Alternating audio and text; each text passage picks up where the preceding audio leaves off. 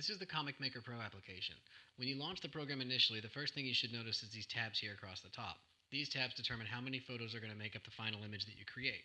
We have a 4-cell, 6-cell, 9-cell, and then the single image. 6-cell is a little bit different because it has a portrait and a landscape layout. And the most popular one is going to be probably the 6-cell portrait because it looks the nicest distributed on the page. So the first thing we'll do is we'll add some images by clicking the Add File button underneath the thumbnail canvas here. And I'm going to use some of these default images that come with Windows just for testing.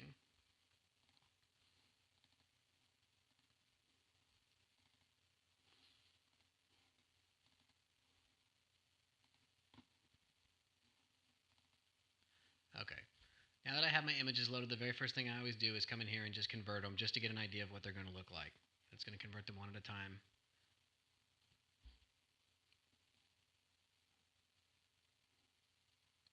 Okay, so I can look at this and get an idea of what my final picture is going to look like. If I click the merge button, it's actually going to put it together like it's going to look in the final product.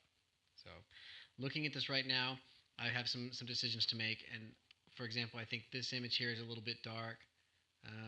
This one might be a little bit dark. So we have two options when it comes to making corrections. We have these global controls down here. If I change any of these controls down here, it's going to apply to all the images.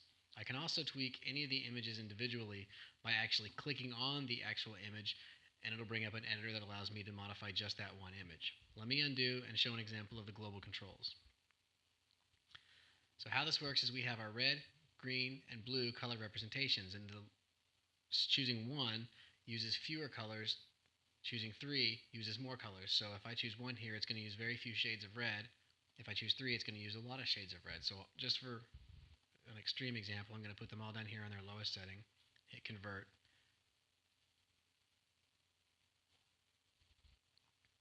and they look even more drawn. And if I do undo and I choose the extreme 3, do my convert, you'll see they almost just look like the photos before with outlines on them. They don't change a whole lot. It is optimized for a 2, and that's kind of where I usually set them. Same thing here, we have this black level and the edges. This edges one determines the thickness of the edges in the final conversion, and this black level determines how much sort of dark dust is going to be throughout the picture. I'll go ahead and show you what I'm talking about. I'll put these both on 3 and do convert, and you'll see these will end up very dark with thick edges. And of course they don't look very good, but from time to time you get an image where that actually does look pretty good. And then I'll show you just the opposite. I'll put them on the lowest setting, do my convert,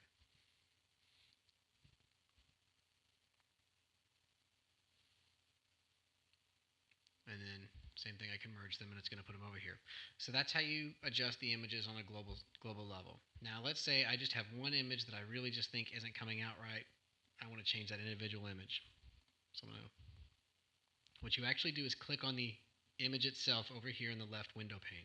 If I click on this image, I'm going to get this image tweaker window that's going to come up, and it's going to allow me to just change this one image. So for me, I thought this image was coming out a little bit dark. So one thing I can do is I can adjust the contrast to brighten it up a bit, convert. It'll convert it for me. Still a little bit dark. So maybe I'm going to, and what you're looking at here, there's 2 tabs here. These are advanced controls, and these are the simple controls.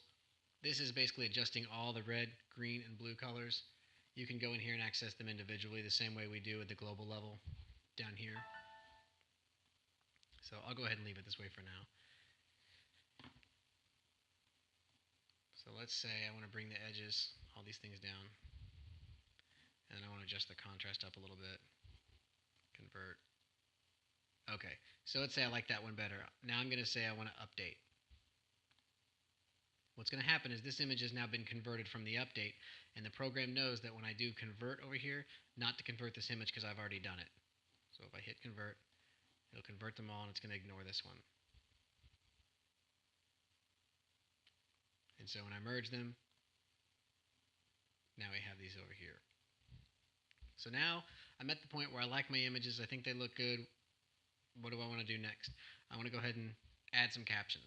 So normally you're going to have pictures of your kids or whatever you want, and so you're going to try to tell a story.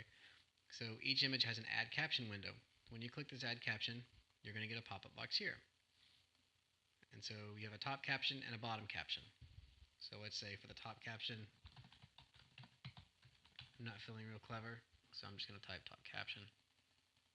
You can make it bigger, you can make it smaller with these plus and minus signs. You can also change the color. Say I want this to be blue. It's going to change it blue. The top caption is always in a yellow box just for comic book feel. Bottom caption, same thing. When you first type it, you may not see it if your image is pretty large. So hit the plus sign. There it is. Same thing. Change the color.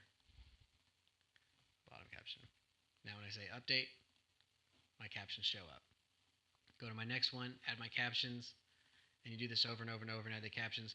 When you add your captions, you don't want to do a convert because they're already converted to comic effect. You just want to do a merge, and it's basically going to remerge the converted image over here, and so my captions show up over here. So now I can save them and just save it as a file on my machine if I want. I can print it. I can also, if you want to make a comic book that you're printing out and you want the page to look different, I can choose background color, and I can change this to something a little more. And this is the color that's on the final image for the background.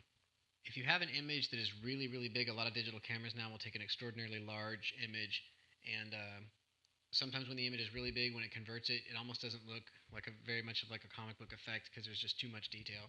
So what you can do is when I click it, this window pops up. I have the simplify button. And basically what this is going to do is reduce the quality of the picture, which normally you don't want to do, but if your picture is huge, you're going to want to reduce it a little bit.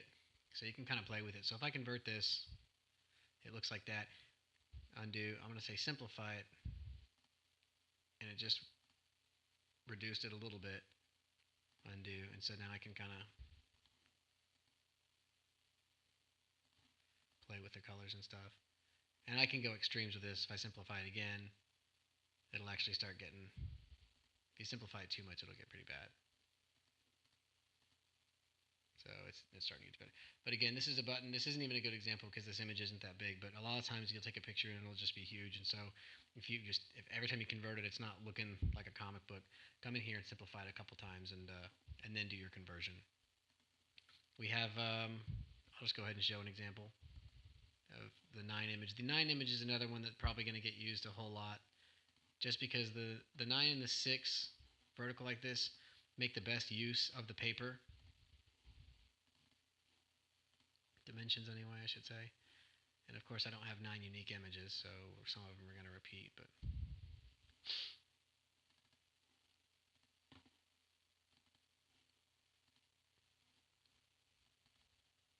so now I convert.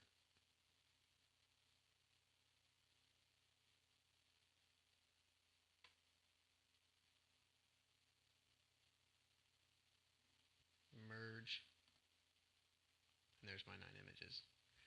So, and these images are a little wider than they are tall, and so you do get a little kind of blank space in between here. If you have tall images, they'll fill more of the space. These kind of are designed to resize themselves to make the best use of space.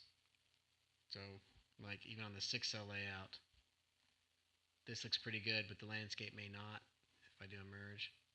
You get this big space here, but if you happen to be looking at very tall images, a lot of images on the iPhones and stuff like that are actually taken with a larger height and width. Then it'll make a better use of space, and the 4 scenarios kind of evenly spaced out. So you kind of play with it and sort of determine what works best for what you're going for, and then you can print, save, adjust the background. I guess the biggest thing to remember that's kind of easy to forget is clicking on the image is what's going to bring up the individual image tweaker. So because there's so little space here to work with and so many things that you can do, I didn't really have a lot of room to put another button to launch that thing. So just remember, clicking on an image is what's going to bring up this window so that you can adjust it individually.